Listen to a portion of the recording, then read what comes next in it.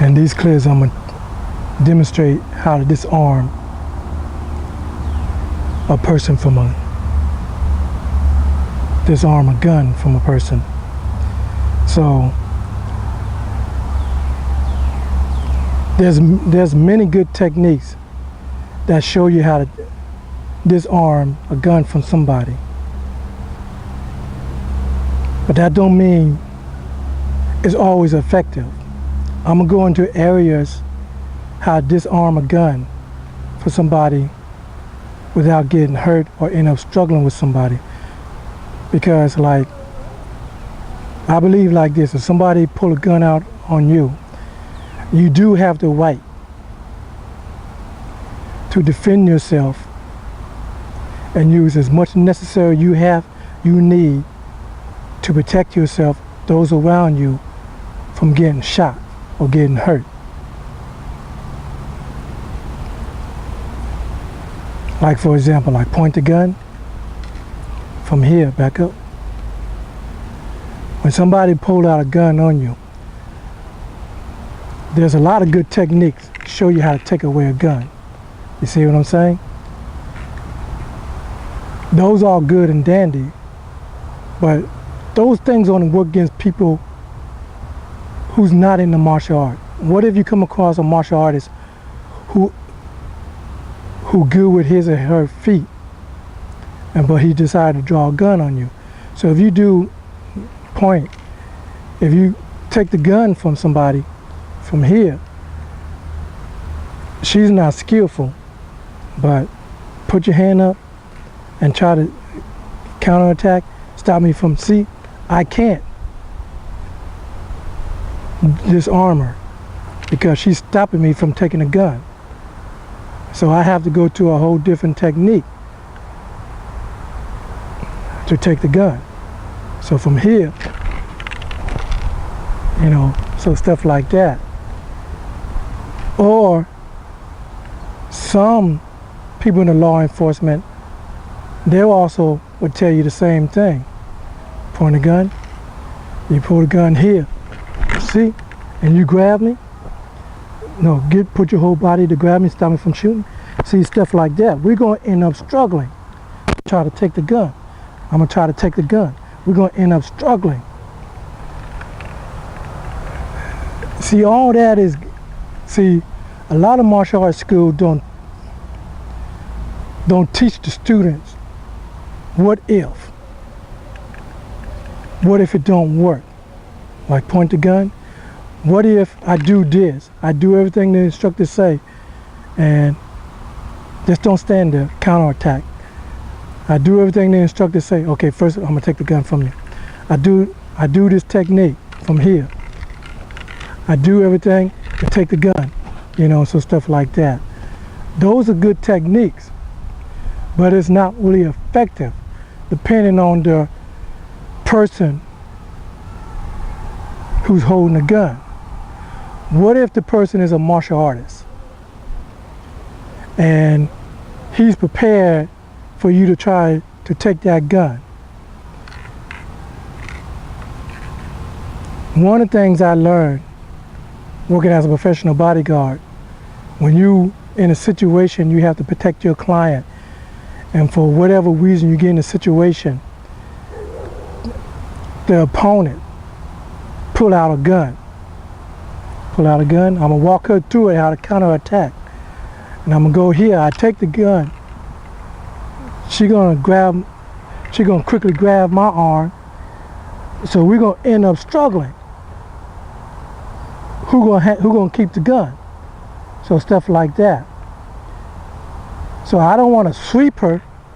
See, sweep her from here to try to take the gun, because we're gonna end up on the ground struggling. So you have to keep this in mind.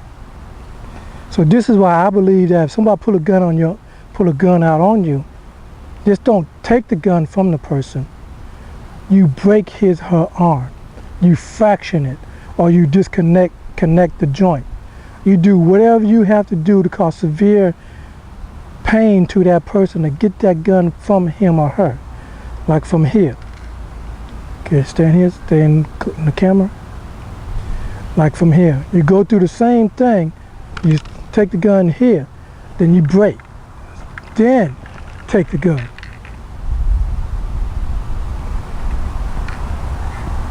You see what I'm saying? One more time. From here, you standing there, hunt. Okay, my fault. You wanna, if somebody pull a gun out on you, you wanna break that arm, or you wanna fraction it. Pull the gun, you know, first you ward it off here, then you let your arm slide here, right by the elbow, and then break from here. I'm not close as I want because I don't want to block the camera. Because actually you want to be this close. Point the gun, because he's going to still point the gun.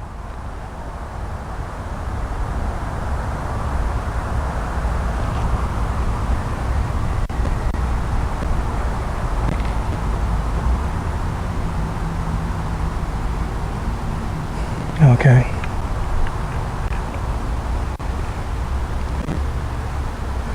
So if somebody, okay, point the gun. So if somebody point, there's different ways depending on the individual. How people gonna point the gun. Traditionally, most people who are actually not comfortable with a gun, they're gonna point the gun, straighten the arm out. They're gonna point the gun like this. Back up a little bit.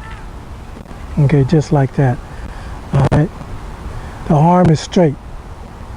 All right. So what you want to do, you know, after you redirect the gun out of the way, come directly behind the elbow, and you break it here. Bam, just like that. Then take the gun. The reason is that you want to limit your opponent continue fighting. You want to actually stop him for retaliating, counterattack. Go. From here, you're standing there. Break. You don't have to sling your arm down, just keep it out, because you're resisting. No, if you break my arm, I'm going to drop No, not always. Oh. Because they're going to lock out with him. Oh, okay. You know. So go from here, you're standing there. Then break. Then take the gun. So stuff like that.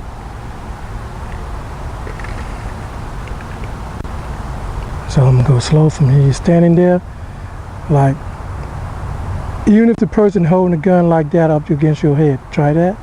See how the person he holding the gun up like that, and you looking down, you know, you looking down just like that. You have the arm bent, you know, point the gun directly at me.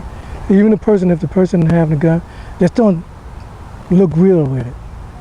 Okay? Even the person doing like that, it's still the same thing. Bam. See? Bam. See? You break it. So there's many ways of taking away a gun. Because the position is slightly different, that don't mean you cannot take the gun.